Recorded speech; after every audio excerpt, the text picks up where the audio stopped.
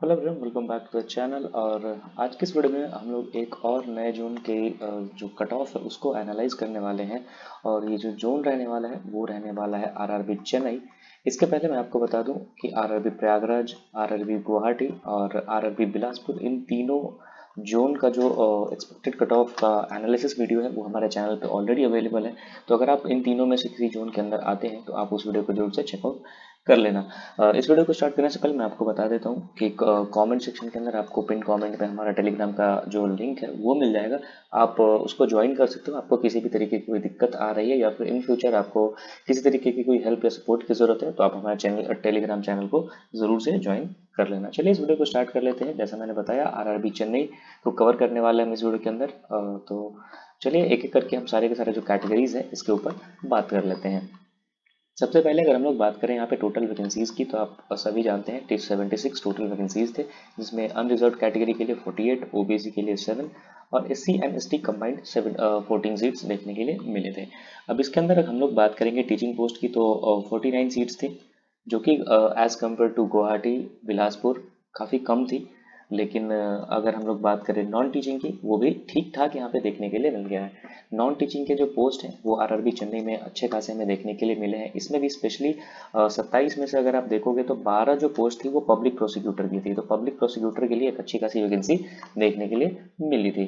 Attendance का average जो कि हमने शुरू से माना है 50% के आसपास, उसके हिसाब से अगर हम देखेंगे टोटल जो एप्लीकेंट्स थे लगभग 25,000 के आसपास लोगों ने यहाँ पे फॉर्म भरा था। अब देखो आपको समझने वाली बात यह है कि जो 25,000 लोगों ने फॉर्म भरा है ये सारे के सारे आपके कंपटीशन में नहीं है, आपके कॉम्पिटिटर्स नहीं है, क्योंकि ये जो सारे के सारे 25,000 लोग हैं इन्होंने ये 76 अलग अलग पोस्ट के लिए यहाँ पे फॉर्म भरा है।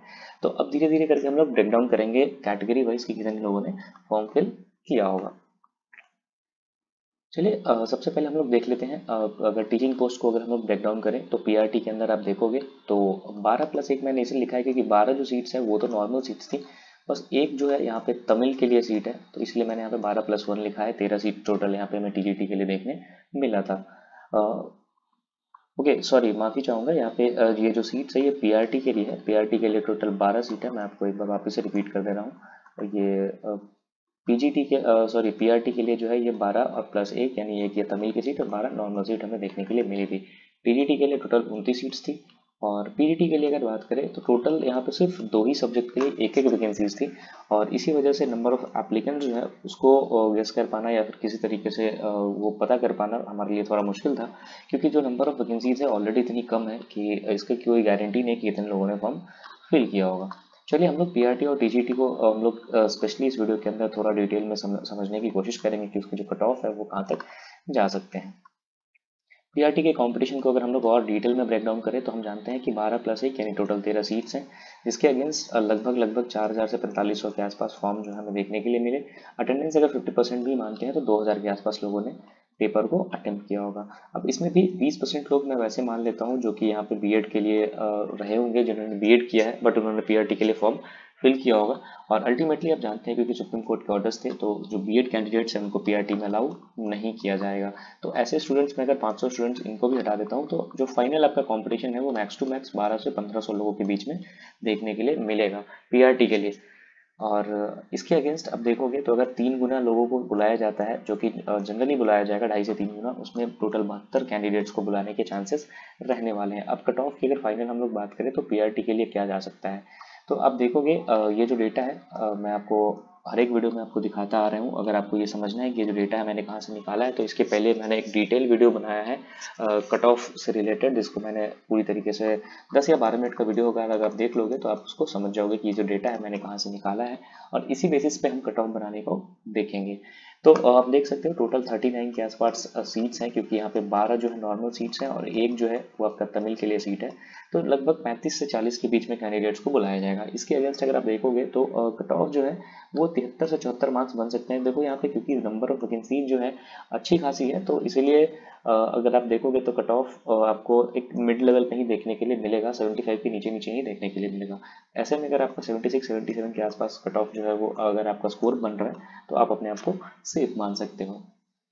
पीआरटी के बाद अगर हम लोग बात करें टीजीटी की, तो टीजीटी के अंदर अगर हम लोग देखेंगे तो क्या कंपटीशन रहा है, तो टोटल 29 सीट्स थी अलग अलग 5 से 6 कैटेगरीज के लिए, 5 से 6 सब्जेक्ट्स के लिए। जिसके अंदर 9,227 लोगों के आसपास लोगों ने फॉर्म भरे होंगे। 10,000 मैं मान लेता हूँ, 9 से 10,000 लोगों ने फॉर्म भरे होंगे एक्सपेक्टेड, जिसके अंदर टोटल 5,000 के आसपास 4500 से 5,000 लोगों ने पेपर को दिया होगा। अब इसके बाद हम लोग एक्चुअल कंपटीशन की अगर बात करें, जैसा मैंने हर वीडियो के अंदर बताया कि देखो ये जो 5,000 लोग होते हैं, अब ये सारे के सारे लोग एक्चुअल में कंपटीशन में नहीं होते हैं। इसमें से मैंने आपको बताया था, ये जो मैंने आपको प्रीवियस डेटा दिखाया है पुराने वीडियोस के अंदर, कि 50 ऐसे लोग जो जिनका मार्क्स जो है वो 50 से कम बन रहा है, जिसके कि चांसेस मुझे नहीं लगता है कि 50 नंबर पे कहीं भी सिलेक्शन होगा। तो इसलिए मैंने पहले वैसे स्टूडेंट्स को हटा दिया, और ऐसे स्टूडेंट्स की जो संख्या है 70 से 75% टोटल हमें देखने के लिए मिलती है, जिनका ओवरऑल जो मार्क्स है वो 50 से कम बनता है। तो इसलिए मैंने माना है कि एक्चुअल जो कंपटीशन है वो फाइनल के वही 25% स्टूडेंट्स के बीच में देखने के लिए मिलेगा। अगर हम लोग पोस्ट वाइज बात करें तो आरआरबी चेन्नई के लिए कुछ कुछ पोस्ट को मैंने यहाँ पे मेंशन किया है। जैसे आप देखोगे हिस्ट्री के लिए टोटल 11 सीट्स थी, जो कि अच्छी खासी सीट्स थी। उसके अगेंस्ट लगभग 30 से 35 लोगों को बुलाया जाएगा। इसी तरीके से मैथ में 7, साइंस के लिए 6, इंग्लिश के लिए 4। आप इसके सामने देख सकते हो कि यहाँ पे ये संभावनाएं हैं जो मैंने 3 गुना कंसिडर किया है कि अगर 3x कैंडिडेट्स को बुलाया जाता है तो ये सिचुएशन बनने वाला है। अगर मान के चल लेते हैं कि अगर इन्होंने ज़्यादा कैंडिडेट्स बुलाया, 5x बुला लिया, तब कट ऑफ जो है वो और भी 2-3 नंबर कम ही जाएगा। ठीक है, तो 3x को हमने बेस शुरू से माना है, और ऐसा लगता भी है कि 2.5 से 3 गुना लोगों को ये लोग बुलाएंगे। तो अब ऐसे में हिस्ट्री की अगर हम लोग बात करें तो 72 से 73 नंबर मेरे हिसाब से एक अच्छा सी स्कोर माना जाएगा। मैथ के लिए ये जो कट ऑफ है थोड़ा सा ज़्यादा जा सकता है, क्योंकि सीट्स यहाँ पे देखो, सीट जैसे जैसे कमेगी नंबर ऑफ जो मार्क्स है वो आपके बढ़ते चले जाएंगे। साइंस के अंदर क्योंकि सीट्स 18 हैं तो यहाँ पे आपको थोड़ा 1-2 नंबर एक्स्ट्रा लाना पड़ेगा। इंग्लिश की बात करें 12 सीट्स है, तो इसके अगेंस्ट जो कहीं ना कहीं जो कट ऑफ है वो भी थोड़ी आपको ज़्यादा देखने के लिए मिलेगी। अब पीआरटी और टीजीटी मैंने दोनों के बारे में बात कर लिया, लेकिन अगर फाइनल हम लोग पीजीटी की बात करें तो पीजीटी के बारे में दोस्तों सिर्फ 2 सीट है, 2 अलग अलग सब्जेक्ट के लिए आई गेस, एक कॉमर्स के लिए और दूसरा मुझे फिलहाल याद नहीं है। तो ऐसे में देखो यार, एक सीट जहाँ पे है उसके लिए कट ऑफ प्रिडिक्ट कर पाना किसी के लिए भी, मुझे लगता है जब तक कि वो चीज़ें फाइनली होके आती नहीं है, मेरिट बनती नहीं है, पीडीएफ आउट नहीं होता है, किसी को भी ये पता नहीं होगा कि वो 2-3 इंसान कौन होगा जिसका सिलेक्शन होने वाला है। तो इसीलिए पीजीटी के लिए, क्योंकि यहाँ पर सिर्फ 2 सीटें हैं, वो भी 2 अलग अलग सब्जेक्ट में, तो किसी तरीके का जो एक्सपेक्टेड स्कोर है वो गेस कर पाना थोड़ा सा यहाँ पे मुश्किल रहने वाला है, क्योंकि मुश्किल यहाँ पे आपको टॉप 5 टू टॉप 8 जो कैंडिडेट्स होंगे उनको ही बुलाया जाएगा। अगर 2 सीट भी होती है तो मैक्सिमम 6 लोगों को बुलाया जाएगा। तो इसीलिए पीजीटी का कट ऑफ जो है वो थोड़ा सा मुश्किल रहेगा। बट अगर हम लोग चांसेस की अगर बात करें तो कहीं ना कहीं अगर आपका 82-83 मार्क्स बन रहा है तो आपके चांसेस जो है काफ़ी हाई रहेंगे, और 80s के आसपास अगर आपके बन रहे हैं तो भी आप मान के चल लो कि आपके पास एक अपॉर्चुनिटी है, फिर अपॉर्चुनिटी है कि आप पीजीटी के लिए क्वालिफाई शायद कर पाओ। तो ये तीनों का तीनों कैटेगरी हमने इस वीडियो के अंदर कवर किया। और इसके अलावा जो एक मेजर जो कहीं ना कहीं सीट्स थी, 12 सीट्स मैंने बताया पब्लिक प्रोसिक्यूटर की। तो अगर आप चाहते हो कि पब्लिक प्रोसिक्यूटर के लिए भी मैं वीडियो लेके आऊँ तो आप कमेंट सेक्शन के अंदर ज़रूर से बताना, और साथ ही साथ कितने मार्क्स आपके बन रहे हैं यहाँ पे आप क्योंकि देखो अभी तक क्योंकि पेपर का रिस्पॉन्स शीट आया नहीं है, बट स्टिल आपको एक गट इंस्टिंक्ट आ जाता है जब आप पेपर दे के आते हो कि कितने नंबर का मैंने सही बनाया है। तो आपको क्या लगता है कितने मार्क्स आपके बन सकते हैं? हालांकि आंसर की से रिलेटेड जो अपडेट था उसकी वीडियो भी मैं ऑलरेडी डाल चुका हूं, तो हमारे चैनल पे भी जाके देख सकते हो, वो वीडियो भी मैंने कल डाल दिया था।